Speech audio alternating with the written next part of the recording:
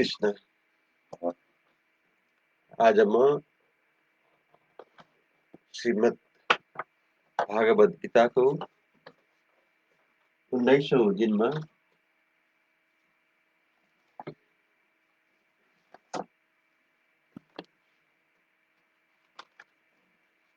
12वां अध्याय शुरू करने जा रहा हूँ। कृपया ध्यान से सुनिए।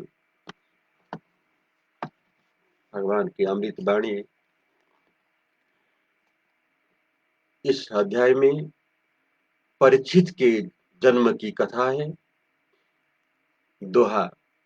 अब 12 अध्याय में जन्म परीक्षित हेतु वर्णो जो जग सुख दिए न्याय नीति बन सेतु। सौनक जी बोले, अश्वत्थामा के चलाए हुए अत्यंत तेज वाले ब्रह्मास्त्र से उत्तरा का गर्भ खंडन हुआ। फिर परमेश्वर श्री कृष्ण भगवान ने उसकी रक्षा की। उस महाबुद्धिमान परीक्षित के जन्म और कर्मों को हमारे आगे कहो, और जिसके वास्ते सुखदेव जी ने ज्ञान दिया, जो यह सब हम सुनना चाहते हैं, सो हमको सुनाओ। सुत जी कहने लगे, श्री कृष्ण के चरणा बिंद की सेवा करके संपूर्ण कामनाओं की इच्छा से रहित हुआ युधिष्ठिर राजा अपने पिता की तरह प्रजा को प्रसन्न रखकर पालना करने लगा। हे शौनकादि को उस समय युधिष्ठिर राजा की संपत्ति और इस देवताओं के भी मन को ललचाने लायक थे, परंतु हे शौनकादि जो भगवान में मन रखने वाले उस राजा युधिष्ठिर को श्री कृष्ण के बिना यह सब कुछ अधिक प्रीति देने वाले नहीं हुए। हे भृगुनंदन, जब अपनी माता के गर्भ में वह शूरवीर बालक अस्त्र के तेज से जलने लगा, तब उसने किसी पुरुष को देखा। वह अंगूठे के बराबर आकार का था। उसका शरीर निर्मल चमकता हुआ, स्वर्ण का मुकुट मंडल धारण किए, अति सुंदर श्याम स्वरूप, बिजली समान पीले वस्त्र धारण किए हुए, शोभा युक्त भुजा वाला था। वह को बेग से लाल नेत्र किए, हाथ के गदा लिए, फिर अग्नि की तरह दमकती हुई उस गधा को अपने चारों तरफ बारंबार घुमाने लगा। उसने अपनी गदा से ब्रह्मास्त्र तेज को जैसे सूर्य कुहीरे को नष्ट करता है, नष्ट कर दिया। गर्भस्थ बालक ने यह कौन है ऐसे विचार किया। जिसके गुण और स्वरूप का प्रमाण नहीं की जावे, ऐसे धर्म रक्षक भगवान उस अस्त्र के तेज को संहार कर 10 महीने तक उस गर्भ को दर्शन देते हुए जन्म लेने के समय वहां ही अंतर ध्यान हो गए। फिर सुबह लग्न में पांडु राजा के वंश को धारण करने वाला यह शूरवीर बालक उत्पन्न हुआ कि मानो फिर बलवान वही पांडु राजा उत्पन्न हुआ हो। फिर राजा युधिष्ठिर ने प्रसन्न मन से धौम्य कृप आदि ब्राह्मणों से सुस्ति वाचन करवा के उसका जातक संस्कार करवाया, और ब्राह्मणों के लिए स्वर्ण गौ, पृथ्वी, ग्राम, हस्ती, श्रेष्ठ घोड़े, सुंदर वस्त्र और अन्न दिए। फिर संतुष्ट हुए ब्राह्मण राजा से बोले कि हे कुरु वंशियों में श्रेष्ठ उस अविचल देव ने इस गर्भ की रक्षा करके रखा है, इसलिए यह लोक में विष्णु रात नाम से प्रसिद्ध होगा, और बड़ा यशस्वी विष्णु भगवान का अत्यंत भक्त यह मनु के पुत्र इक्ष्वाकु के समान प्रजा का पालन करने वाला दशरथ के पुत्र रामचंद्र जी के समान ब्राह्मणों को भक्ति करने वाले उसी नर देश के पति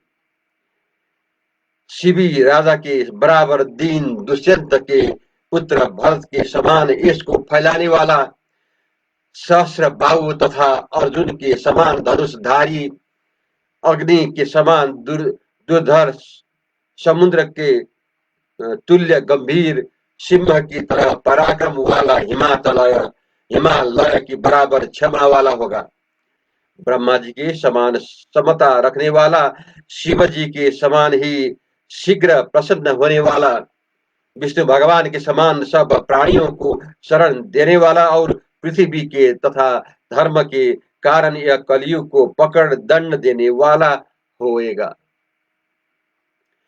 श्री कृष्ण के तुल्य समान श्रेष्ठ गुणों को महात्म्य वाला, रंति देव के समान उदार, ययाति के समान धार्मिक, बलि राजा के तुल्य धीरज वाला हो और प्रहलाद की बराबर श्री कृष्ण में श्रेष्ठ आग्रह करने वाला, वो अश्वमेध यज्ञों का कर्ता तथा विद्वजनों का उपासक होगा। राजश्रियों को उत्पन्न करने वाला और कुमार्ग के चलने वाले को शिक्षा देने वाला होगा। फिर ऋषि पुत्र से प्रेरित तक्षक सर्प से अपनी मृत्यु सुनकर सब संग को त्याग कर हरि के पद को जावेगा। ये नृप, फिर यह वेद व्यास के पुत्र सुखदेव मुनियों को आत्म स्वरूप को यथार्थ जानकर इस शरीर को गंगा जी पर त्याग कर वैकुंठ परम पद को प्राप्त होगा। ब्राह्मण इस प्रकार राजा युधिष्ठिर को परीक्षित का जन्म का हाल सुनाकर भेद पूजा ले अपने अपने घरों को गए और परीक्षित ने गर्भ में भगवान के जिस रूप को देखा था उसी रूप को ध्यान करता हुआ सब नरों की परीक्षा करता था कि मैंने गर्भ में देखा था सो कहाँ है। इसलिए इनका दूसरा नाम परीक्षित भी हुआ। यह राजकुमार परीक्षित शीघ्र ही जैसे शुल्क पक्ष के चंद्रमा 15 कलाओं करके बढ़ता है, तैसे ही युधिष्ठिर आदि दादाओं के लाड़ प्यार और पालन से बढ़ने लगा। जाति द्रोह का पाप दूर करने की इच्छा से युधिष्ठिर राजा ने अश्वमेध यज्ञ करने की इच्छा की, परंतु जब उस समय कर और दंड के धन से जुदा अन्य धन कहीं नहीं देखा, तब राजा सोच विचार करने लगा कि जब खजाने में धन नहीं है तब अब किस तरह यज्ञ करूं। ऐसे करके ऐसे उनके अभिप्राय को जानकर श्री कृष्ण के प्रेरे हुए अर्जुन आदि भाई उत्तर दिशा में मरुत राजा का त्यागा हुआ सुवर्ण पात्र और बहुत सा धन पड़ा था उसे ले आए। फिर उस धन से यज्ञ की तैयारी कर धर्म के पुत्र युधिष्ठिर राजा के जाति द्रोह के पाप से डरकर 3 अश्वमेघों के से हरि पूजा किया।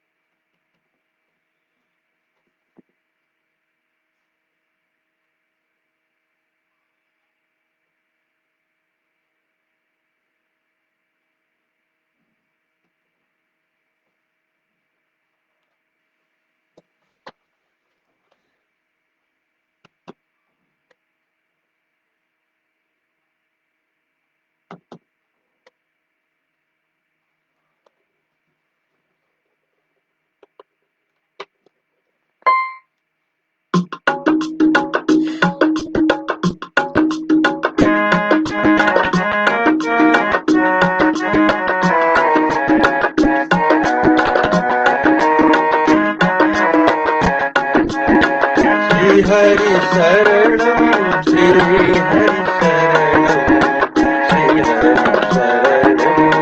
श्री हरि शरणम श्री हरि शरणम श्री हरि शरणम श्री हरि शरणम श्री हरि शरणम श्री हरि शरणम श्री हरि शरणम श्री हरि शरणम श्री हरि शरणम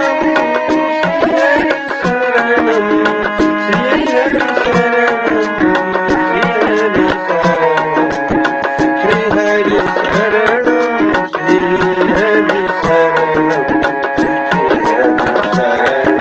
श्री हरि शरणम श्री हरि शरणम श्री हरि शरणम श्री कृष्ण गोविंद हरे मुरारी नाथ नारायण वासुदेव श्री कृष्ण गोविंद हरे मुरारी नाथ नारायण वासुदेव एकमात्र स्वामी सखा हमारे एकमात्र स्वामी सखा हमारे नाथ नारायण वासुदेव श्री कृष्ण गोविंद हरे मुरारी नाथ नारायण वासुदेव। जय श्री कृष्ण।